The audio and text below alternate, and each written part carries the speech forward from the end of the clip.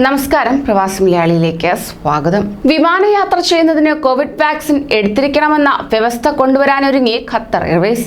2 dose vaccine എടുത്തവർക്കായി IATA നടപ്പിലാക്കുന്ന vaccine passport സർക്കാരിനും യാത്രക്കാർക്കും ആത്മവിശ്വാസം നൽകുന്ന ഘടകമാണെന്ന് Qatar Airways CEO Akbar Al Baker വ്യക്തമാക്കി. CNBCക്ക് നൽകിയ അഭിമുഖത്തിലാണ് വിമാനയാത്രയ്ക്ക് വാക്സിനേഷൻ നിർബന്ധമാക്കുമെന്ന സൂചന അദ്ദേഹം നൽകിയിരിക്കുന്നത്. വിമാനയാത്ര ചെയ്യാൻ പോലും വാക്സിൻ നിർബന്ധമാക്കുമോ എന്ന ചോദ്യത്തിന് താൽക്കാലികമായെങ്കിലും അതിന് സാധ്യതയുണ്ട് എന്നായിരുന്നു അദ്ദേഹത്തിന്റെ മറുപടി. കാരണം ലോകം തുറക്കണമെങ്കിൽ ആത്മവിശ്വാസത്തോടെയുള്ള വിമാനയാത്ര സാധ്യമാവേണ്ടതുണ്ട്.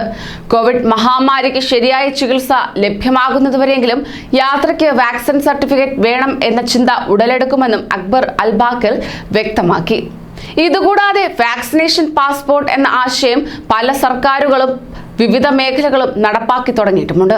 എന്നാൽ ഇന്ത്യ ഉൾപ്പെടെയുള്ള രാജ്യങ്ങളിൽ വാക്സിൻ വിതരണം ഇനിയും സാർവത്രികമായിട്ടില്ലാത്ത സാഹചര്യത്തിൽ യാത്രയ്ക്ക് വാക്സിൻ സർട്ടിഫിക്കറ്റ് നിർബന്ധമാക്കുന്നത് ഈ രാജ്യങ്ങളിൽ നിന്നുള്ളവർക്ക് വലിയ തിരിച്ചടിയാവുമെന്നാണ് വിലയിരുത്തപ്പെടുന്നത്. വാക്സിൻ എടുത്തവരെ മാത്രം ഉൾപ്പെടുത്തി പറക്കുന്ന ലോകത്തെ ആദ്യ വിമാനം എന്ന ബഹുമതി ഖത്തർ എയർവേസിന് സ്വന്തമാക്കുകയാണ്. ചൊവ്വാഴ്ച രാവിലെ 11 മണിക്കാണ് ഹമദ് അന്താരാഷ്ട്ര വിമാനത്താവളത്തിൽ നിന്ന് പറന്നുയർന്ന QR6421 വിമാനത്തിൽ വാക്സിൻ എടുത്ത യാത്രക്കാർ മാത്രമേ ഉണ്ടായിരുന്നുള്ളൂ.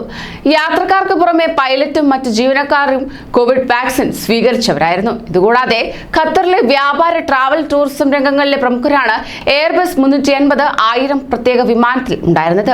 യാത്രക്കാരുടെ കൂട്ടത്തിൽ ലുലു ഇന്റർനാഷണൽ ഗ്രൂപ്പ് ഡയറക്ടറും മലയാളിയുമായ മുഹമ്മദ് അൽത്താഫും ഉണ്ടായിരുന്നു. ഉച്ചയ്ക്ക് 2 മണിയോടെ വിമാനം തിരിച്ചെത്തിയിരുന്നു.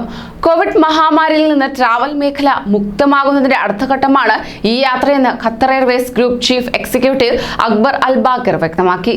വിമാനയാത്രാ മേഖലയ്ക്ക് ആത്മവിശ്വാസം പകരുന്നതിൽ മുന്നിൽ നിൽക്കാൻ ഖത്തർ എയർവേസിന് കഴിഞ്ഞതായും അദ്ദേഹം വ്യക്തമാക്കി. കൂടുതൽ പ്രവാസി വാർത്തകൾക്കായി ഈ ചാനൽ സബ്സ്ക്രൈബ് ചെയ്യൂ.